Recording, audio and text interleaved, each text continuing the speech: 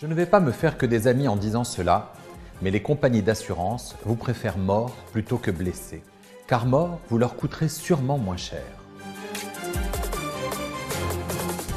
En dommages corporels, je suis souvent scandalisé par le cynisme des compagnies d'assurance qui jouent la montre pour retarder ou amoindrir les échéances d'indemnisation.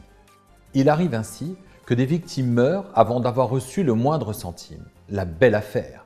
Lorsque je suis face à une compagnie qui fait traîner et qui rechigne à indemniser la victime, il faut déployer des trésors de pugnacité et de patience. Je reçois Federico à mon cabinet. Son accident de voiture d'il y a 6 ans lui a laissé de graves séquelles.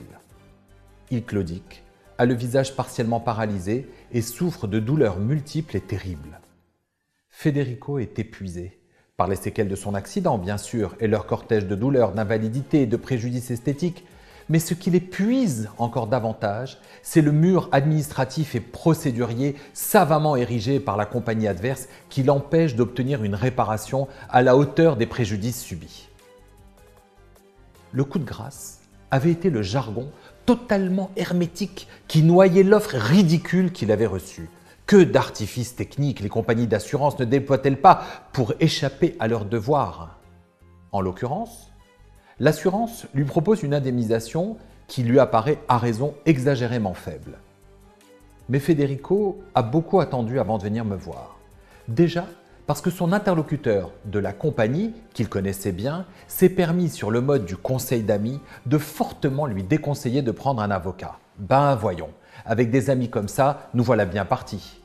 Ensuite, parce que Federico, et il n'est pas le seul, avait beaucoup d'idées reçues sur les avocats. Tellement dit que les avocats étaient hors de prix, qu'ils ne répondaient jamais, que tout était terriblement long avec eux, qu'il était terrorisé de pousser la porte de mon cabinet. En vérité, prendre un avocat était tout sauf un réflexe sensé pour lui, d'autant que les assurances déploient des trésors de communication à grands frais pour apparaître aux yeux des victimes comme des interlocuteurs de confiance, à la parole sacrée.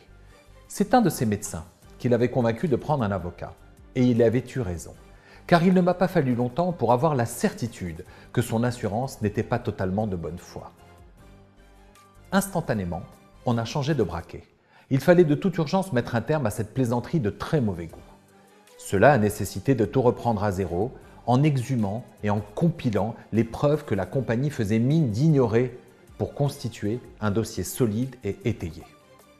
Avec l'appui de notre médecin conseil, nous avons assigné l'assurance en expertise judiciaire. Federico a finalement obtenu 10 fois ce que l'assurance lui avait proposé initialement, en ce inclus le remboursement d'une bonne partie des honoraires versés à mon cabinet. C'est là que je ne peux m'empêcher de penser aux milliers de victimes qui acceptent les indemnisations ridiculement faibles proposées par les compagnies par manque de connaissances et d'accompagnement ou qui finissent par céder à l'usure. Et ils sont légion. Quand on sait que près de 2/3 des indemnisations d'accidents de voiture sont réglées directement et sans le moindre recours à un avocat entre la compagnie et les victimes.